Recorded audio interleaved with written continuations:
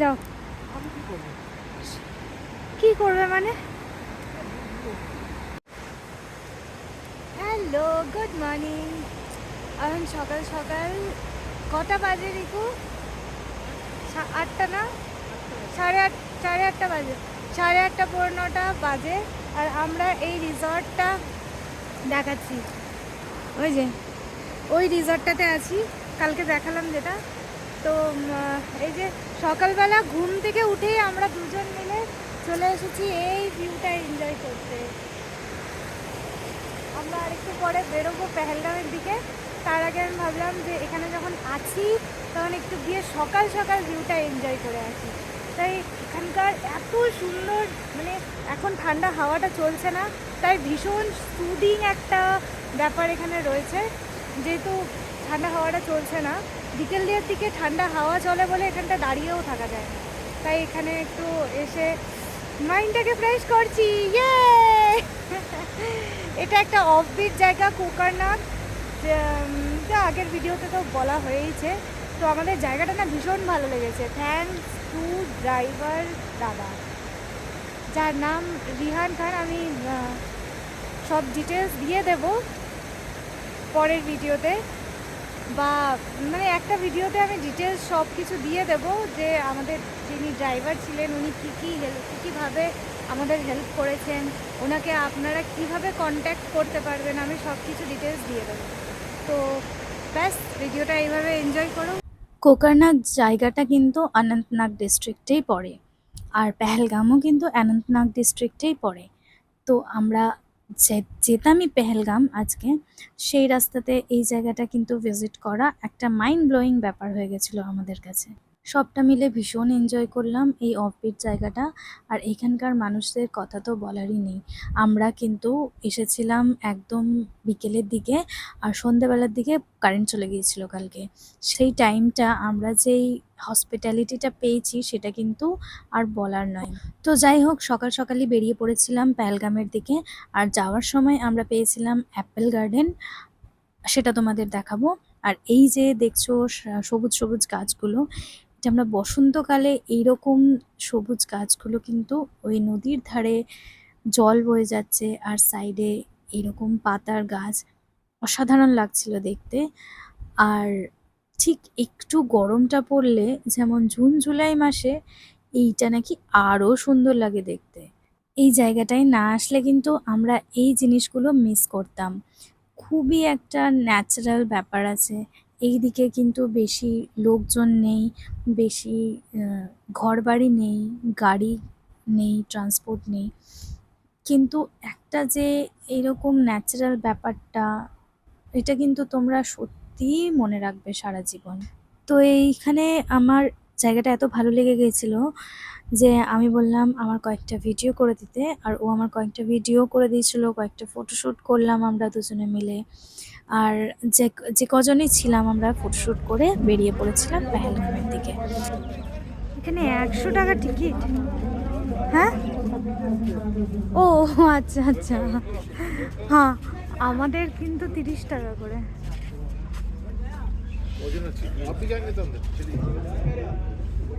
আচ্ছা, এটা কিন্তু ভালো, ফরেনার্সদের জন্য 100 টাকা করে, এটা ভালো। ভাবলাম জ্যাকেটটা রেখে আসবো, ভুলে গেলাম, গরম লাগছে। বাহ, এটা কি সুন্দর।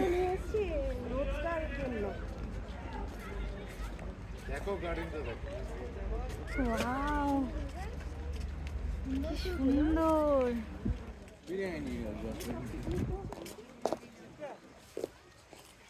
হ্যাঁ করছি, এই সাইডটা করছিলাম তো।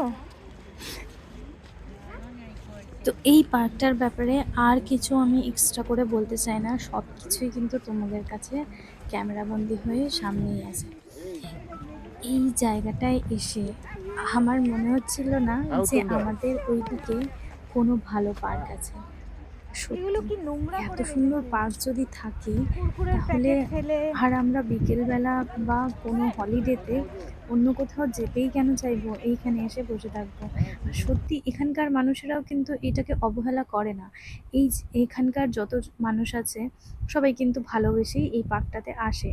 তারা কিন্তু চড়ুইভাতি করতে আসে, আবার অনেকে হলিডে পেলে নিজেদের মতো সময় কাটাতে আসে। তো সেরকম ব্যাপার-স্যাপার এখানে রয়েছে আমি যা বুঝলাম। কত বিঘা জমি নিয়ে পার্কটা তৈরি হয়েছে আমি ঠিক বলতে পারবো না। কিন্তু অনেকটা বড়। আমরা হাঁটতে, হাঁটতে প্রায় অনেকটা ভেতরে চলে এসেছিলাম। আবার সেইখানে আমাদেরও প্ল্যান ছিল চড়ুইভাতি করার। মানে আমাদের ড্রাইভার দাদা আমাদের বলেছিল যে ওয়াজওয়ান খাওয়াবে। আর আমাদের অন্য কোথাও থেকে ওয়াজওয়ান খেতে বারণ করেছিল সেই জন্যেই। আর আমরাও সেইটা নিয়েই আর কি আজকের দিনটা বুঝতে পারিনি আমরা ড্রাইভার দাদার কাছ থেকে এরকম একটা সারপ্রাইজ পাবো লাঞ্চটা। তো লাঞ্চটা অ্যারেঞ্জমেন্ট করেছিলেন আমাদের ড্রাইভার দাদা, আর ওয়াজওয়ান নিয়ে এসেছিল আমাদের জন্য। আর আমরা বসে সবাই মিলে একসাথে খেয়েছি, ফটো তুলেছি, আর একটা খুব সুন্দর টাইম স্পেন্ড করেছি। একটুও টাইম আমরা খালি বসেছিলাম না। আশেপাশে যা দেখছি সেটাই মনে হচ্ছে বিউটিফুল দেখতে। তো আমরা ফটো তোলার জন্য, ভিডিও করার জন্য চারিদিক ঘুরে বেড়াচ্ছিলাম। আর চারিদিক এদিক ওদিক মনে হচ্ছিল, বাহ! এটা খুব ভালো তো এইটার একটা ফটো তুলে নিই। এইটা খুব সুন্দর তো এইটার একটা ভিডিও করে নিই। খালি এই করে গেছি আমরা। তবে ওইখানে গিয়ে অনেক জায়গার ভিডিও আমার করা হয়নি। আর করা হয়নি তার কারণ কিন্তু একটাই। এত সুন্দর দৃশ্য দেখে তোমাদের মনে হবে না যে ফোন বের করে ভিডিও করে আর ফটো তুলি। কারণ তোমরা চোখে যা দেখবে সেটাই কিন্তু একদম টাইমলেস বিউটি দেখবে। আর সেটার ঊর্ধ্বে কিন্তু ক্যামেরা বন্দি এই করা ফটো বা গাছটা ভিডিও দেখো, সাজবে না। তো গাছটার মাত্র 1 2 3 4 5 6 7টা মাত্র ব্রাঞ্চ আছে। এটা কি গাছ? দাঁড়াও তো স্ক্যানারটা দেখাই। ডিজিটাল ট্রি সেফ আধার। চিনার, এটা চিনার গাছ। চিনার, আচ্ছা, তো ভালো। গাছটা সেই শক্তভাবে দাঁড়িয়ে আছে। এইখান থেকে জলটা, ওই পাহাড় থেকে জলটা আসছে, ঝর্ণাটা নিয়ে ঝর্ণাটা এইখান দিয়ে আবার নিচের দিকে যাচ্ছে দুটো ভাগ হয়ে। কি সুন্দর! এটা এশিয়ার সবথেকে ক্লিন স্প্রিং। কি নাম? প্রত্যেকটা গাছ যেগুলোর পাতা নেই সেগুলো কিন্তু কেটে বা উপড়ে ফেলা হয়নি। এখানে কিন্তু খুব ভালো একটা মেসেজ দিয়েছে যে এই গাছটার নাম এটা, তোমরা যেখানেই দেখতে পাবে এগুলোকে কিন্তু কেটো না বা সেভ করো। এটা কিন্তু খুব ভালো একটা মেসেজ আমাদের পাবলিকের জন্য যে ডিফরেস্টেশন তো হতেই থাকে, তবে আমরা কিন্তু সেটাকে বাঁচানোরও চেষ্টা করি না। তাই এখানে আধার লিঙ্ক দেওয়া রয়েছে গাছেরও, যাতে আমরাও বুঝতে পারি যে তাদেরও প্রাণ আছে আর তাদেরও বাঁচানো উচিত।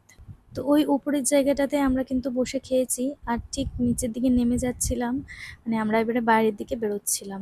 সবাই মিলে বাইরের দিকে বেরোতে বেরোতে সবাই মিলে গল্প করতে করতে প্রায় সব জায়গাটাই দেখা হয়ে গেল। আর এখানকার জলটা কিন্তু ভীষণ ক্লিন। হ্যাঁ, অনেক টুরিস্টরা আছে যারা এসে কুরকুরের প্যাকেট ফেলে দেয়, লেজের প্যাকেট ফেলে দেয় বা চকলেটের প্যাকেট ফেলে দেয়।